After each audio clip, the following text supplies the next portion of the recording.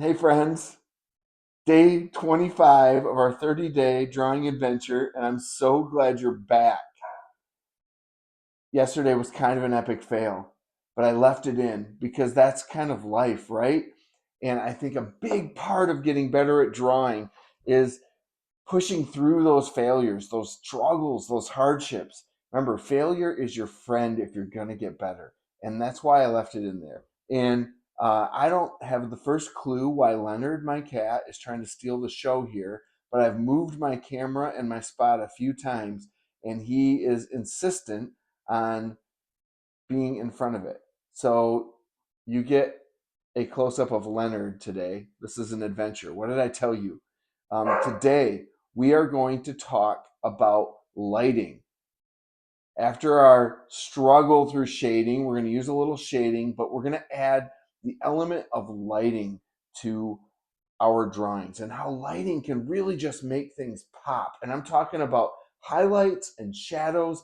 And uh, what you're going to need is a pencil, some paper, and meet me right back here as we talk. And we're going to do a short, promise, quick drawing involving lighting. See you in a sec.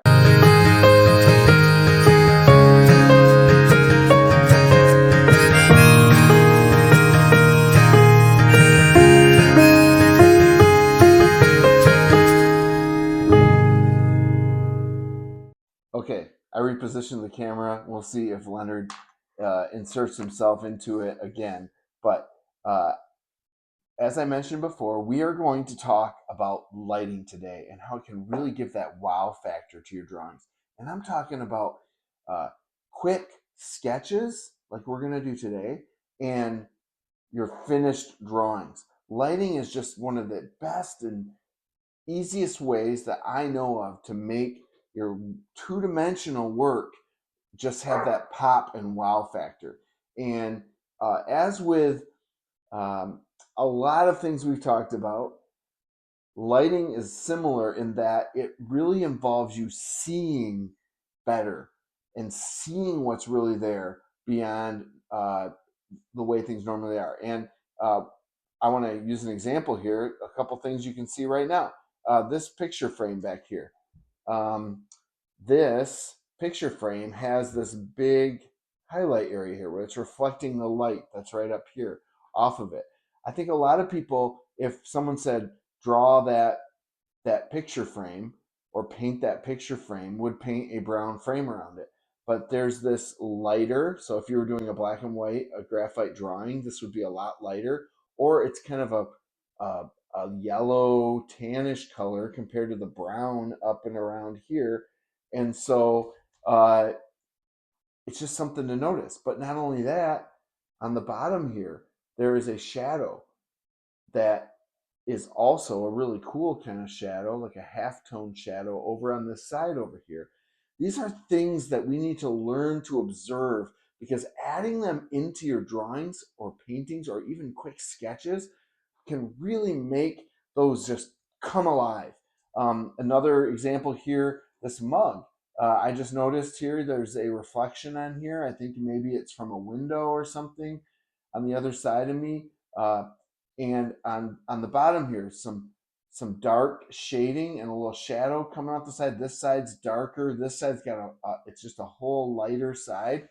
Noticing these things and including them in drawings will just really elevate them and just make them. I mean, it's kind of an easy way to make them pop and look amazing. Shadows, highlights. So uh, I'm excited to talk to you about this. We're going to do a drawing together that the cat was just licking out of a glass of water I have set here.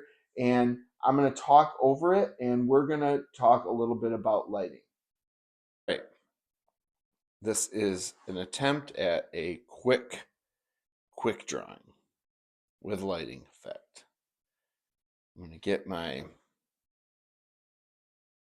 cup established here.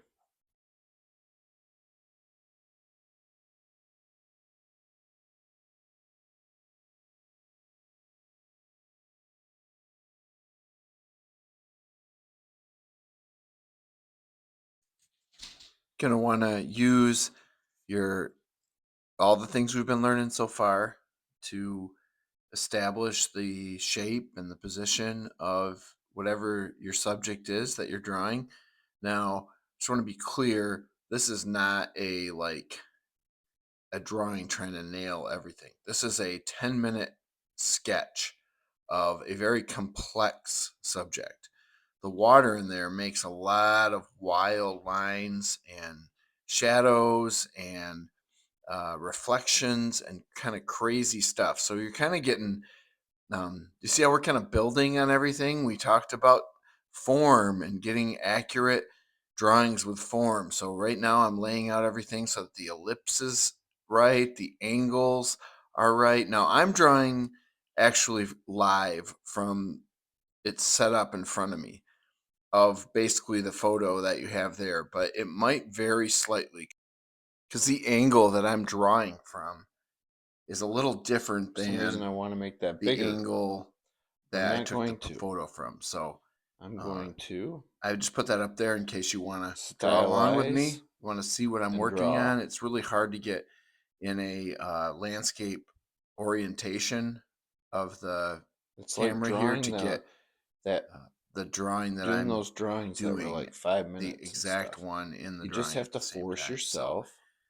you got the photo on the side there. And what you're to going to see here is that keep I going am kind of approximating a lot of and these just lines, catch these the most shadows, these important dark and things. light spots. But we're going to I wish focus I on the had time to lighting. do some of the really nuanced stuff, Our like down form in might the suffer a little bit to since we the have to lower add in left some, of the glass. There's some hopefully really not too cool bad. like lines and uh, arrays. Almost looks like space or something. Rings of Saturn and light shooting out. But uh, in order to do those, you can't draw those with graphite because they're actually like lighter than the shadows around it. So you have to kind of draw the shadows around it. I don't.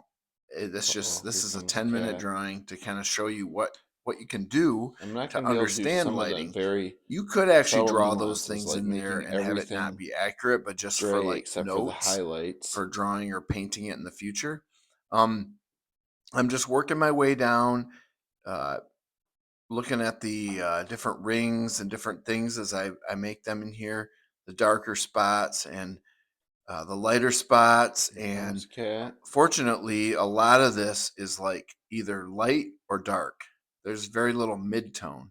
So you'll see me, the shadows kind of mid-tone, but everything else is kind of either light or dark. So I can kind of work quickly and not have to worry about, the same kind of delicate shading that we I struggled with could yesterday. go for a little I just shading can't in here, but I'm emphasize not going enough to. the basics. Those three things of relationships of size and distance between things, the angles that you're working with, and My the dimensions shapes. are way So off on I'm this, pretty much always is what it is. referencing one or more of those three things. Like right now, I'm figuring I'm looking at where things intersect and how they relate to each other. This little like kind of grayish uh half tone shadow underneath the water's edge there. Like what's the shape of it? How does it come down and go over? I'm not trying to this is actually a really good exercise because other than the glass and knowing that there's a glass there, uh, nothing is familiar. Like the shapes that I'm drawing are like completely random. And that's why water is both good and challenging, drawing water, because oftentimes there are shapes and features that we just aren't familiar with, that we don't know by heart. And so like I mean if you just try to draw waves in water, they real waves never look like the waves that we stylize. So uh it's just a good practice to be able to draw things that we're not used to, we don't have a preconceived idea about. And reflections in a water glass, our mind know what they are, but mind knows what it is when we see it, but we don't have like a preconceived, like, this is what that looks like and this is not what it looks like. So it's really good. One of the other challenges with water, and I didn't really cover this like I could have or should have the other day, is just how much detail there is in water. You could, die trying to capture all the nuances in one riffle of a stream. Like, I'm doing a painting, I've been doing it for a long time. My kids tease me that I am gonna do the last stroke of it and then die because it's like taking my lifetime. But it's a stream bed, and I'm it's just the detail, the way the ripples over the rocks and the color and the reflections and everything is just insane how much detail there is there if you want to capture it all. And I'm not even coming close in this short drawing of capturing all the detail in this one little glass. In fact, I'm not even really getting the highlights. I have to, like I said before, in order to really capture highlights, you have to draw all the with a dark medium, i.e., a graphite pencil. You have to draw the negative of the highlight. So you'll see me do that with this interesting shadow here. The shadow's beautiful.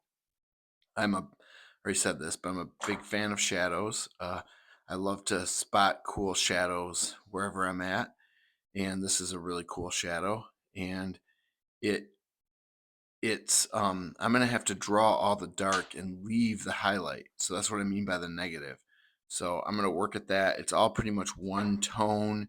A little Up in the adjustment top where here. those highlights are, there's some kind of medium tone of that, but uh, by tone I kind of mean value or darkness. I don't really mean tone. I mean value. Value is how light or dark something is. So it has some medium value to it. Uh, yes. Now I'm gonna be trying to just work that in there. This is where you can see that my perspective on this glass and water, doing it live in front of me, is quite a bit different than the photo. The photo has the thing coming at much stronger angle up, and the sides of the glass are much straighter, more vertical than the strong angle that's on the photo there. I promise you, I didn't just get that wrong or that different. But yeah, I'm working on this shadow. A lot of times these drawings, you just have to trust that they're going to come together and that's actually going to look like what you're trying to draw. You just have to draw what you see and trust it. It's surprising, and it is in this case. I can just tell you right now, I'm probably thinking this doesn't look good at all, and it's not going to be like anything anybody's going to write home about, but it'll look better than it looks when it gets finished up, just because you take the time to try to capture some of these details. It comes through. It's kind of like, oh, that's unique, that's cool, who draws that? And um, you can do that as well. So trying to kind of wrap this thing up without going too crazy. I always leave a minute or two to kind of step back, not literally in this case, but like stop and look everything over and just kind of check it and fix little things that stand out. You can get caught in this mode for longer than it takes you to do the drawing. But so don't do that. But just kind of like the major things that don't look. I noticed those like darker areas in the top of that water, some more like side little reflections going down. Yeah, those are the kind of things that, just checking it over. But at some point, you just have to say, uh, this is it, and abandon it. All And right. I'm going There to is a date it and put what we were working on in the bottom corner and say, there you go. light study. So that's your challenge for today. Your direction is to draw something with light and highlights and shadows. Put something up that's interesting. Put a light on it, and draw it, but don't take too long. Do a 10-15 minute drawing and study that light. And don't get too frustrated if it doesn't go that well. That's just how it goes. And start seeing the light, because then you can draw the light. Thanks for joining me. We are going to continue working toward getting drawings that could be produced for outcome, like you're doing it for somebody or to hang on the wall. There's some tips and tricks to doing drawings for that. So we're going to be talking about that and kind of working our way towards the end of this adventure.